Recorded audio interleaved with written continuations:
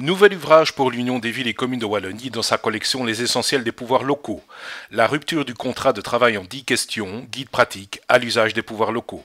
Ce livre est l'œuvre de Sylvie Smos, juriste de formation, titulaire d'un DES en droit économique et fiscal.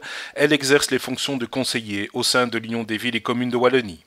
Il faut dire que de nombreux agents sont recrutés en qualité de contractuels au sein des pouvoirs locaux wallons. Dans ce contexte, les autorités locales sont parfois amenées, pour des raisons diverses, à mettre fin au contrat de travail qu'elles ont conclu avec leurs agents. Dans ce cas, des règles légales doivent être respectées. Il s'agit d'un guide pratique reprenant l'ensemble des délais à respecter et des différentes procédures applicables en fonction de chaque cas d'espèce. Ce livre s'adresse à tous les acteurs du terrain local concernés par la complexe matière du personnel et plus généralement à toute personne souhaitant y voir plus clair dans un domaine en constante évolution. Rencontre avec l'auteur, Sylvie Smos.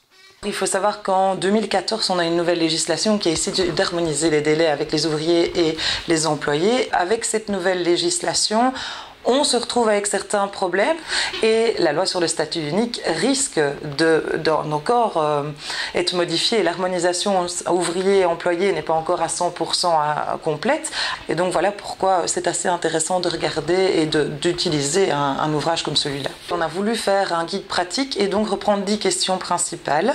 Tout d'abord, on commencera avec qui est compétent parce qu'au sein des pouvoirs locaux, c'est vrai qu'il est difficile de savoir pour les CPS et les communes qui du collège ou du conseil est compétent. Ensuite, la question qui va se poser, c'est quel type de contrat souhaitons rompre.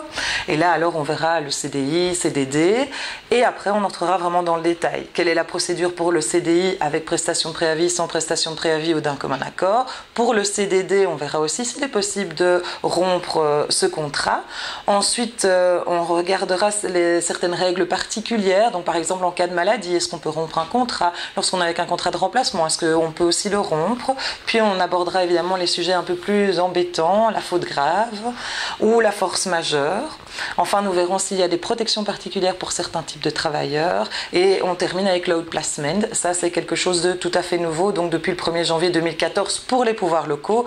Ce que je souhaite, c'est que le lecteur ait réponse à toutes ces questions dans cet ouvrage. Maintenant, il est évident que s'il y a des questions plus spécifiques, on est toujours là, nous, la cellule personnelle ressources humaines, au service des pouvoirs locaux pour répondre à toutes ces questions.